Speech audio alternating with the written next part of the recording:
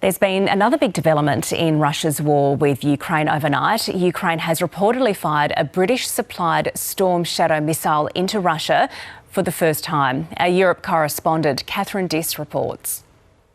Well, this is still very much a developing news story and we're getting very little information from official sources.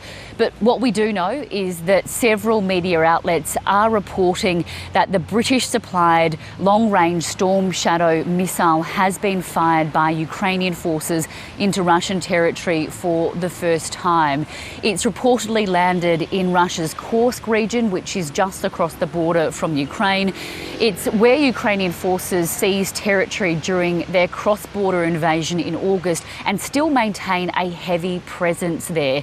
Downing Street has refused to comment on the reports, and saying that it doesn't comment on operational matters. Ukraine's defence minister also wouldn't confirm the reports, aside from saying that Kyiv is using all the means to defend its country. Now, this comes just days after the US also reportedly lifted its ban on the use of American-made long-range missiles, the ATACMS.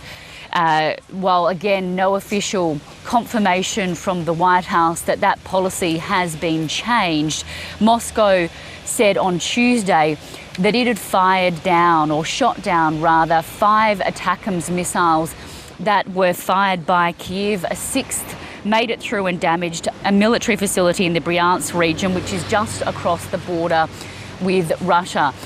Kyiv has long lobbied its Western allies to be able to use the long-range missiles that they supply to fire into Russian territory. They have argued that they have effectively been fighting this conflict with one hand tied behind their back, unable to strike back against Russia's relentless attacks. But until now, the US and the UK have banned Ukraine from firing its long-range missiles into Russia.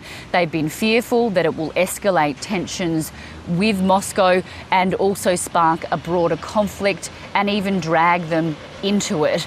But at this point, Kyiv is using all the means that it has to be able to counter Moscow's relentless attacks.